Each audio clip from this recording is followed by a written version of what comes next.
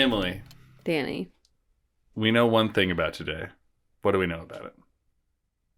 That it's a spooky day. You look so concerned. Like I you were didn't know nervous. what you wanted me to say. Before we get in, it's Halloween. This is Halloween. This is Halloween. You're from St. Louis, born and raised. I'm all in on this question. Have you always told jokes when you trick or treat? I'm so glad you brought this up. Yes. I've always told a joke. You don't get candy if you don't tell a joke. That no ifs, ands, or buts. We moved to Columbia, Missouri, my junior year of high school, and I loved like passing out the candy, and these kids just were coming up being like, put candy in my bag, and I was like, where's the joke? Like, and they're like, what the hell are you talking about? You've done nothing to earn this candy. You have to master the art of comedy, and then you've earned the candy. Do you think that Halloween and the transactional nature of joke for candy has contributed to people's negative impacts on religion and the transactional nature of that? I think it fueled that in me a little bit, maybe. So I didn't know that was a thing, and I can be contrarian. And I remember the first time I went trick-or-treating with Knox, who was like 2 at the time, maybe. And someone's like, all right. In St. Louis. Yeah. And someone's like, what's your joke? And I was like, well, I don't know what you're talking about. Like, well, you have to say a joke to get the candy. I was like, screw you, lady. Like, just give us the candy. I was not into it. And I've gotten better, but I'm still a little bit of a curmudgeon about it. That I'm a curmudgeon about people who don't. But it's even like, my boyfriend lives in Belleville, Illinois, and he never told a joke. Like, I feel like that's like pretty close to St. Louis, but it doesn't bleed over. It doesn't bleed over. I think that's messed up. But for our St. Louis region listeners, or anyone that's from somewhere that tells a joke, here's what I'm going to do. On our Spotify, there's a little poll. It's going to be, what is your favorite Halloween candy joke? Put it in so we can know. Also in the comment section, let us know. I'd be interested to hear some good ones. Do you have a favorite? Yes, I have 2 because my dad was a math teacher, and so he gave me these. Okay. I think they're pretty good. The first one is, what did the acorn say when he finally grew up? I don't know. Gee, I'm a tree. Oh, that's funny. I didn't. You said the math teacher thing, and I was like, didn't even go to a math thing. All right, that's pretty good. I like that. Okay, the next one's also math related. Okay. What kind of underwear does a mermaid wear? I don't know. Algae bra. That's good. I like that one a lot. I like that a lot. So my dad gave me those, and we would use them. One year, my mom dressed me up as Princess Leia, and I didn't know who that was. Yeah. But she was like, everyone's going to love this. And how do they feel about it? They loved it. But I was like just walking around pouting because I was like, I don't know who I am. I like that. Yeah. I told a pastor that story one time, and he was like, I think that is an image of infant baptism. How you get... This is the pastor that you're thinking of. Because he was like, you got all of the benefits of being a part of the Star Wars community, but you didn't do anything to deserve that. And you didn't know it. I think that's partially true. I think you have to be like hardcore pastor mode to be like, I'm going to turn your Halloween costume into a baptism reference. Yeah, we were sitting at a bread co, and I was just kind of like... As you do. Anyway, do you have a Halloween joke that you tell Knox and Joe to say? I don't, but their favorite joke, they try to do this one. It doesn't go over as well with people, but it's knock knock. Who's there? Interrupting cow. No! Classic. That's their favorite. That's a great one. Yeah, it's not received well. Partially because they can't wait to scream moo to get to the setup. So it's more like knock knock who moo. And these are like 9 and 7-year-olds, so it's like they should get timing down a little better at this point. I love that. What are they going to be this year? Do you know? Josephine is going to be a pink lady from Greece.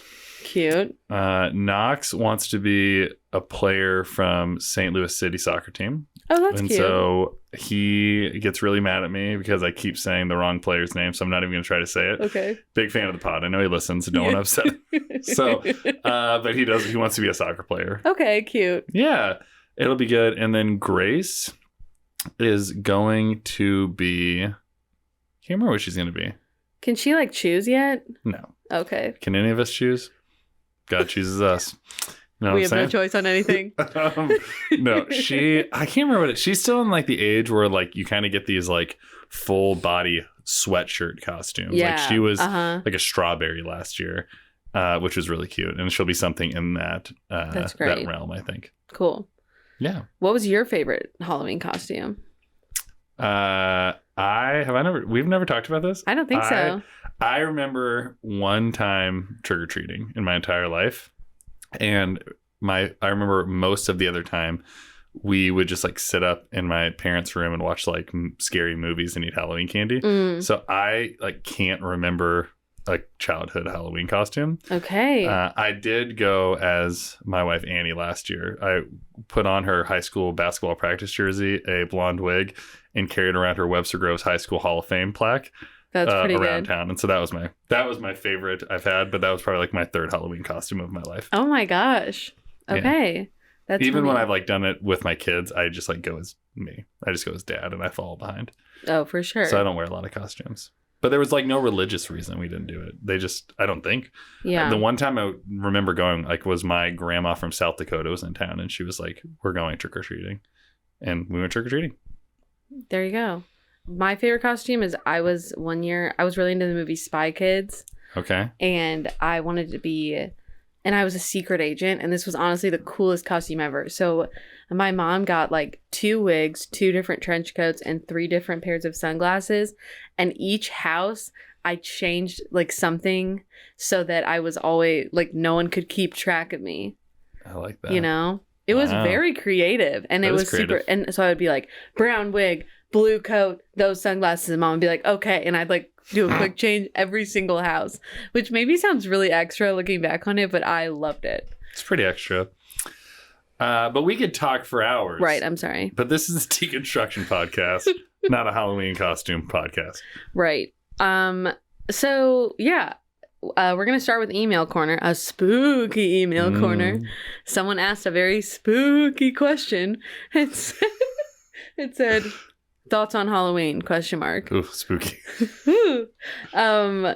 So first I want to talk about, I think Halloween and deconstruction actually coincide a lot because I do think there's a lot of Christians who have issues with Halloween. Yeah. So you said you didn't have any experience with like not being able to do Halloween because of religious reasons, right? Yeah, but I had like friends growing up that were religious and did do it. Some that didn't do it at all because of religious reasons. But yeah, our family, like we didn't do it, but it didn't have anything to do with that. What about you? I mean, it sounds like you guys had no issue with it. Right. Yeah, we personally didn't, but it was interesting like going to Christian school because I definitely was around some kids who I feel like most kids that I grew up with were like fine with Halloween.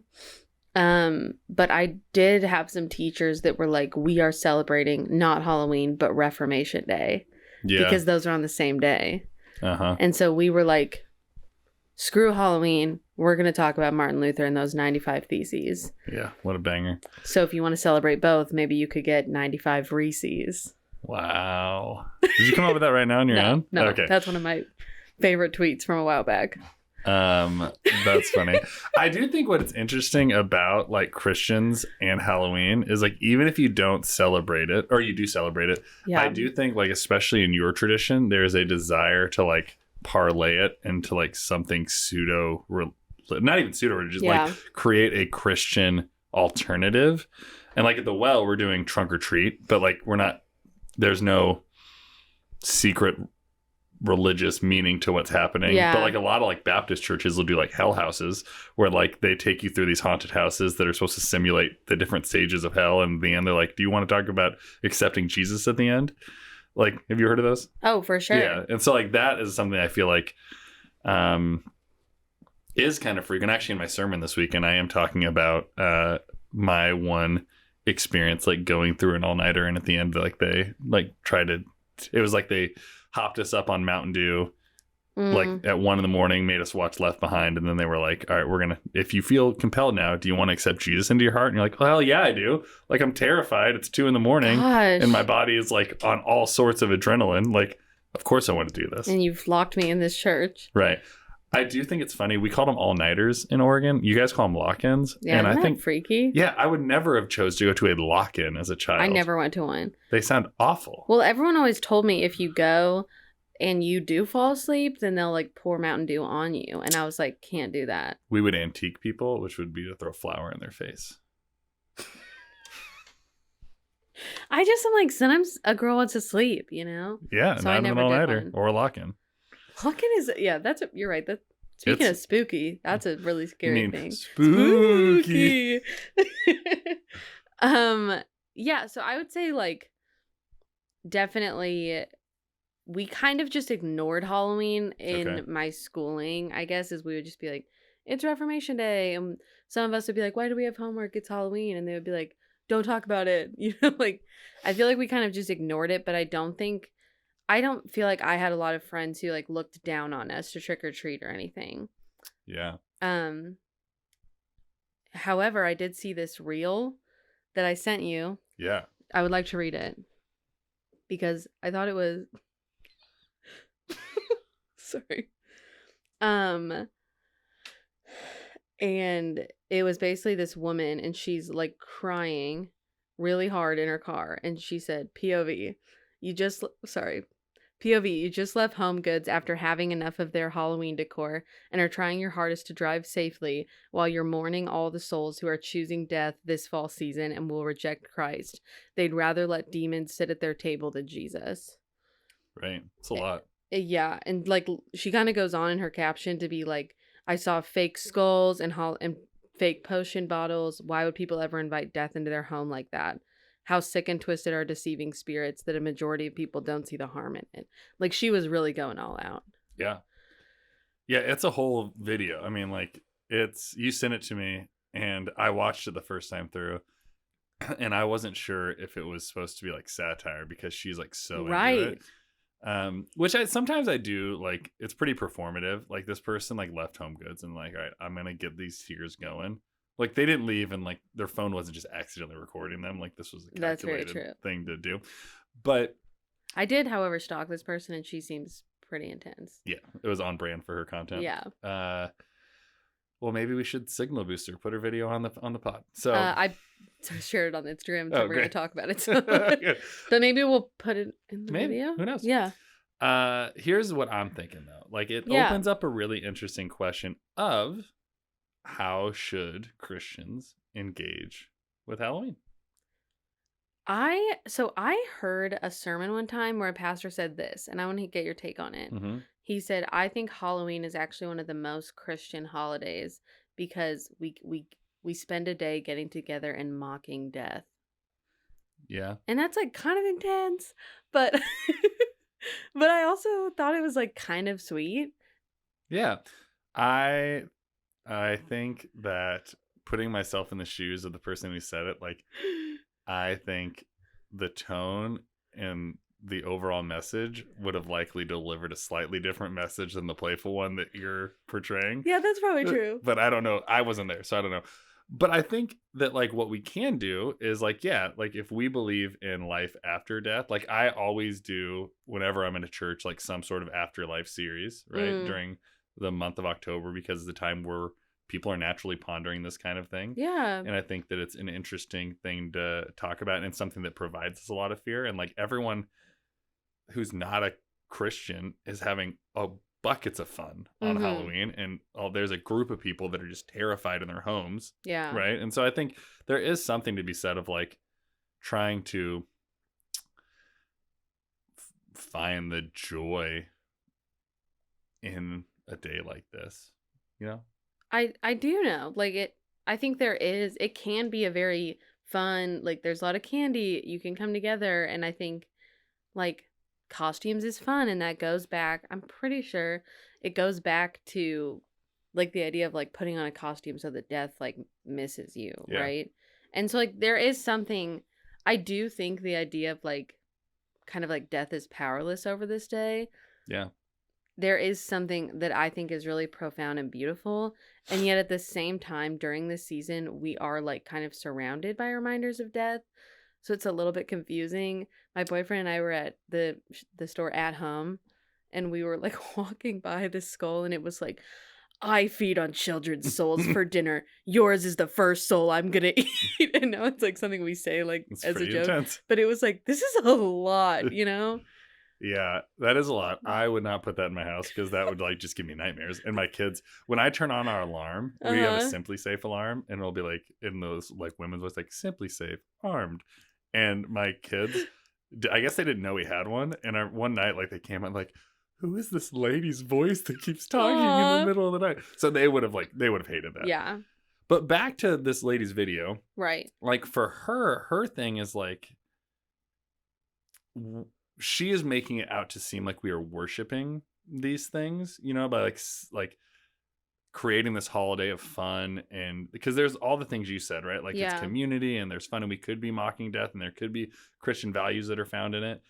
I think that a lot of people that find Halloween to be really sinful don't see the other side of the coin of how idolatrous Christmas could be, like the way we celebrate Christmas in America. And so for me, this isn't probably like that well formed of a thought, but I get stopped in this conversation because of like the hypocrisy in the two. It's like you're pro doing breakfast with Santa at your church to like bring new people into your church, but like the idea of like leveraging this holiday for fun and joy and for anything church would like rub you the wrong way.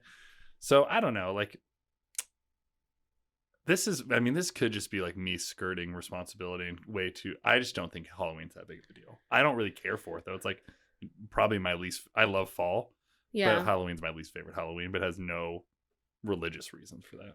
Yeah, I always we used to like all go to my grandma's house, and it was like super fun. I like Halloween, but I definitely I wouldn't say I get in the Halloween spirit, because to me that's just like dark and scary a little bit. But I agree. Like she said, like they're like, so I like, honestly, I went on a deep rabbit hole of her content after I saw that video, and it was pretty interesting. So she apparently has this story where she used to be super into like new agey, like witchy kind of, even like devil worshipping type thing. And then one day she just was like, nope, it's actually Jesus, and like found Jesus and all that. And so I think for her, Halloween might be a kind of like triggering to her. Okay. In a sense of like, she's like, I worked so hard to get out of that, and now people are just like joking about it or putting it in there. Yeah, I can see and that. I think that there's probably, I think her story goes into this video that she created, but I do think largely, I think the real conversation is Christians making things the enemy, that like no one's really trying to be. I don't think Halloween is people trying to be anti-Christian. Yeah, I think that's a huge part of the conversation. I also think a part that you glossed over that is another huge part of the conversation for obviously her and us is like, what are the landmines in our own stories that can pull us back into like really bad. Like for her story was connected to things she found to be like anti-Jesus, right? Yeah. Demonic and sinful and things like that. And so obviously a time like this would be like incredibly triggering, right? Yeah. And would pull her back, especially when she feels like the way she's going is really trying to, and I feel bad because like initially it's like we're kind of poking fun at it a little bit, but like for her, like this is like deeply spiritual and important. You know what I mean? And so I think that's the hard thing to look at it from her perspective, is to say like, well, we shouldn't make fun of her because it's not like she's being like overly zealous or like hurting anyone. Like it's really rooted in her story. It's a little bit performative maybe, but I also think like on the other side of it, we could do the same thing with all sorts of other stuff, you know? Yeah, I think we can acknowledge her story, and also I do think maybe there's a difference between being like, this is something that's really hard for me to deal with because of my story, versus like anyone who celebrates Halloween is inviting like Satan into their home and is like, yeah, it's not ultimate, right? It's not, this is like one size fits all for everyone. Like this is her story, right? Right. Like I just read christianleaders.com just put out an article about, and it makes sense that it came out like in the Halloween season, but like how the Enneagram is like demonic, and this Christian who like author, leader, whatever, was promoting it, and she realized that she was promoting this spirit, devil, demon world, and like is repenting of all of that. And I think like this time of year, we over demonize literally and like spiritualize a lot of things because everything is kind of spooky and spiritual during this season, right? I don't know. Can I be honest with you? Yes. I just don't have that many opinions on Halloween. like when you sent me that video, initially I watched it and I was like, I felt like I can't believe someone feels this strongly. And part of it like wasn't that she felt strongly.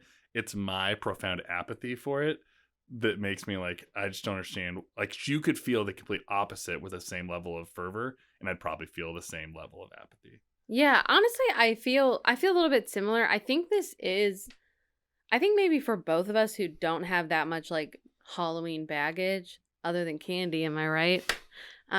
Dude, I straight murder Reese's. We have 3 bags that will not make it to Halloween.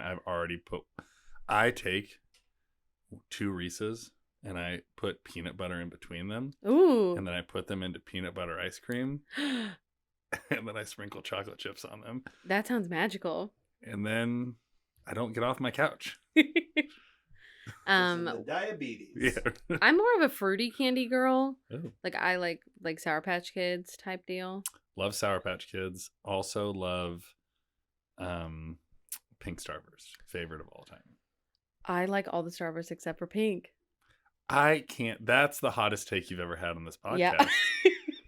Is that for real? That is very real. Yellow? I love yellow. Red? Love red. Love orange. Red I skip the pinks and I put them in a pile and I don't eat them. Well, bring your Starburst here and that's I know that's insane. I know that's a very hot take. And one time I had a teacher who literally yelled at me because I was like, yeah, I'm not really a pink Starburst person. I was like, I just don't think they're that juicy. And she yelled, they're the juiciest ones. And I was like, it's not that deep. But you probably I'm sorry, we're not done with this. So you probably love the 2-pack Starburst, right? Because they're almost never pink in there. So and when they are pink, when they're 2 pinks, I just want to die. Yeah. And I just am like, well, that's how I feel when they're both yellow. I love when they're both yellow. Last candy question. Okay. I should have assumed we would have talked more about candy on this, but Jolly Ranchers are very, very polarizing. One, really? Do you like them? And then if you could rank your top 3 flavors. Done. I do like them. Okay. I would say I like them a lot. I pretty much like them all equally except for watermelon. I hate watermelon. But if I had to rank, I think I would say cherry, grape, blue raspberry, apple, watermelon. Okay. How do you feel? I would rank them as only watermelon. Everything else is trash. We should like get together for trick-or-treating and we could just share all the candy that the other person doesn't like. You're being incredibly rude right now. Dustin just texted us. Mike and Ike Mega Mix Sour. Unreal. Actually, the Mega Mix is kind of like a lot for me because I've never had it before. I don't really like the watermelon, but the Mike and Ike Sours, that's where it's at. I know this is the Deconstruction podcast, but it's turned into a candy one. People want to hear other things that we have to say. I would like to say that watermelon is the most hated on candy flavor. It's always the best. That's because watermelon's the worst flavor of everything. Well, I'm allergic to real watermelon, and so I make the up only for way it. that you glimpse Yeah, watermelon. I get a little bit of watermelon. Banana's pretty good, but only banana Laffy Taffy. All the other banana I don't really like. Banana Laffy Taffy, though, juiciest candy that exists is banana Laffy Taffy. Makes me want to throw up. All the other Laffy Taffies I love. Watermelon. Strawberry. Fight. Strawberry is just boring. I think strawberry is pretty good. Dustin says all the time, we need to argue more on this podcast. And we found our thing. Where were we? What's your take on York peppermint patties? No one needs them. Yeah, I kind of agree. Yeah, I mean, they're fine. I would have one if it was in front of me, but I would have one. Like most candy, I can't stop at one. And I'd have one and be like, I think I'm done. Okay, you know what? I feel like I'm talking about my boyfriend a lot on this episode, but we've been very into sweetheart ropes. Oof. Have you had them? No, I don't think so. They are... Sounds gross. Here's the problem, is we kept buying them at the same gas station, and the gas station's sweetheart ropes were very old until I think we bought them all, and they had to get new ones. So then the new ones are great. Well, here's the thing. My boyfriend likes the stale ones apparently, and so I bought the new one, and I was like, "Look, these are like," and I handed one to him, and he goes, "Why are they so humid?" By that meaning like squishy and fresh. And he was like, "I miss how it was like crunchy," and I was like, "They're not supposed to be crunchy." Yeah, that was a sign of a bad one. I mean, yeah, it's like a Stale chewy. one, yeah. Anyway, so yeah, do you have any other thoughts on Halloween? I think what I was gonna say before we got like sidetracked is that I think for us maybe we don't have have a huge story regarding Halloween, but thinking like this lady or about other people watching who maybe came from more maybe like intense traditions, they might have had a more intense relationship to Halloween to like see all the kids trick or treating and being like this is evil, or and I'm sure that would be hard too then like healing your relationship with Halloween or choosing not to. But I just thought maybe us two weren't the right people for this topic, but I think that in the deconstruction world, I do think it is a real topic that people wonder about. Yeah, I think my only my final thought would be that it's a good case study in the fact that like what's a roadblock for you is probably not, or maybe not for someone else. It doesn't make it any less real for you. So it's like for us, it's like whatever. Like it obviously, hopefully this was engaging and fun and a little funny. Yeah. But we don't obviously have a lot of steam behind this one, but that doesn't mean that it's not real for someone else. And I think that can be said for almost every other thing in deconstruction. Absolutely. Which is an important thing to understand is like, what is your hill to die on? Like what makes you cry when you're leaving your version of Home Goods and seeing all the stuff around? Like there's something like that for you, right? That was like this for this girl and like that for you and me and our different things. And I think it's important to say, what is the really big hill for me? And understanding what that is, but also saying it's not that for everyone. And how can I respect mine, but also respect other people's? Right. Because I don't think that people are inviting the devil in by putting fake potion bottles in their house. Yeah, we glossed over that as well. I think putting up decorations and celebrating Halloween is not inherently evil. I agree. I think sometimes they're a lot. I'm going to be honest. Sometimes it's like, okay, why does your yard look like a graveyard? Yeah, I think it would be worse if you just sat in your house and ate only red Starburst for a whole night.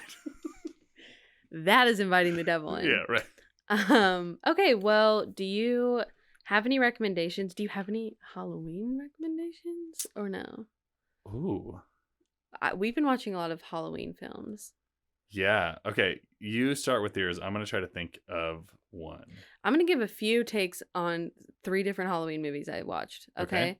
That I'd never seen. We watched Halloween Town. I really enjoyed it. Like the Disney movie? Yeah. Yeah. That was adorable. Yeah. I really loved it. Is it on Disney Plus? Yes. I'm going to have to find that. Then we watched Halloween. Yeah. With Jamie Lee Finch. Foster? Jamie Lee. No, Curtis? Jamie Lee Curtis. Jamie Lee Curtis. Sorry.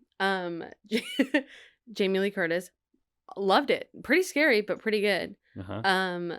And then we watched Hocus Pocus. I didn't like it. I thought it was very annoying. And honestly, my boyfriend's feelings were pretty hurt about that. Yeah. Watched that the night my wife asked for a divorce, so I don't really like that one. That was what you chose to watch? Just like... That was your healing movie? I'm going to stop my joke there because it's going to get too real. But okay. No, I did not choose to watch that movie, among other things. Okay. Okay. I'm trying to... Do you have anyone else? I'm trying to find the movie that I was going to pull up. I will say that those are pretty much the 3 that we watched. Okay, I can't find this movie, but I'm going to just... I haven't seen it yet, but it's on my want to watch list. Okay. So it's like... It's a Halloween horror movie meets Back to the Future. And so it's like there's this... It's kind of like the movie Halloween a little bit. Like there's a slasher going through town. But it's like their parents tell the story of it. They all survived it. And then this killer comes back to like finish the job like decades later. Oh. But then they go back in time in this time machine that they accidentally build. And so it's like this campy horror movie. I saw it get reviewed on TikTok. And I was like, oh, I really, really want to see this. Is it new? I think it's new-ish. That sounds really fun. Yeah, I want to find it. So maybe in our next episode, I'll try to bring it up or drop it into our Instagram or something. Yeah, I would want to watch that. But movie recommendation, not a Halloween movie, but it is a horror movie. Cabin in the Woods, one of my favorite movies of all time. Okay, never seen it. And it's a great It's like horror movie satire, but also like pretty decently scary. Like it's good. So it kind of like takes a run at all of the tropes of horror movies. Like you're in a cabin, like Cabin in the Woods is the ultimate one, right? And it kind of, the whole story of it is really, really funny. It has really good actors in it. And it's outstanding. I think I might watch it tonight, actually. Okay. It's one of the only horror movies that I really jam on because I get really scared. I like poop my pants scared. Yeah. And so I'm a gentle soul and can't do it. So what's it on? I bought it on Prime, I think. Okay. But I think that it is on it's on something maybe. Okay. That's good. Yeah. Well, I might have bought it on Apple maybe. Oh, okay. Well, we'll wrap it up there. This was a fun and spooky episode. Spooky. And everybody remember to embrace the journey. I'm so glad you followed me on that. We were on the same wavelength. Yeah, I was with you.